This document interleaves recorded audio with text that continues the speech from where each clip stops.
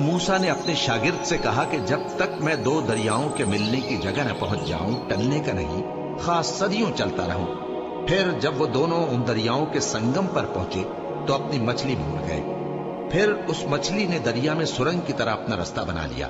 جب آگے چلے تو موسیٰ نے اپنے شاگرد سے کہا کہ ہمارا کھانا لاؤ، اس سفر سے ہم کو بہت تکان ہو گئی ہے۔ اس نے کہا کہ بھلا آپ نے دیکھا کہ جب ہم نے اس چٹان کے پاس آرام کیا تھا تو میں مچھلی وہیں بھول گیا، اور مجھے آپ سے اس کا ذکر کرنا شیطان نے بھلا دیا، اور اس مچھلی نے عجیب طرح سے دریا میں اپنا رستہ بنایا۔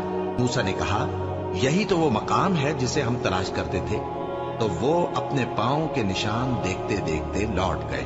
وہاں انہوں نے ہمارے بندوں میں سے ایک بندہ دیکھا جس کو ہم نے اپنے ہاں سے رحمت خاص سے نوازا تھا اور اپنے پاس سے ایک خاص علم بخشا تھا۔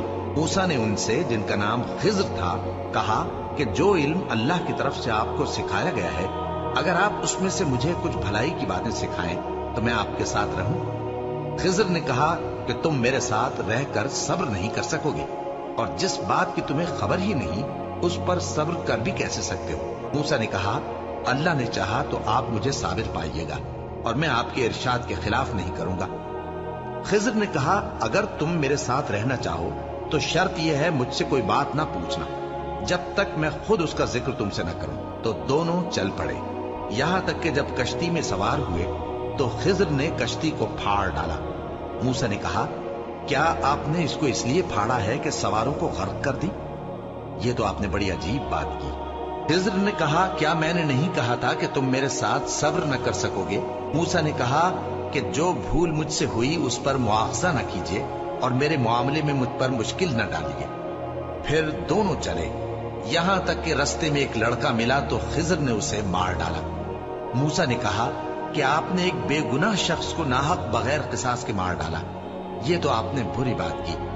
خضر نے کہا کیا میں نے نہیں کہا تھا کہ تم سے میرے ساتھ صبر نہیں ہو سکے گا؟ انہوں نے کہا کہ اگر میں اس کے بعد پھر کوئی بات پوچھوں یعنی اعتراض کروں تو مجھے اپنے ساتھ نہ رکھیے گا کہ آپ میری طرف سے عذر کے قبول کرنے میں حد کو پہنچ گئے ہیں۔ پھر دونوں چلے، یہاں تک کہ گاؤں والوں کے پاس پہنچے اور ان سے کھانا طلب کیا۔ انہوں نے ان کی ضیافت کرنے سے انکار کیا۔ پھر انہوں نے وہاں ایک دیوار دیکھی جو گرا چاہتی تھی تو خضر نے اس کو سیدھا کر دیا۔ موسیٰ نے کہا کہ اگر آپ چاہتے تو ان سے اس کا معاوضہ لے لیتے تاکہ کھانے کا کام چلتا۔ خضر نے کہا کہ اب مجھ میں اور تم میں علیحدگی، مگر جن باتوں پر تم صبر نہ کر سکے میں ان کا تمہیں بھید بتائے دیتا ہوں۔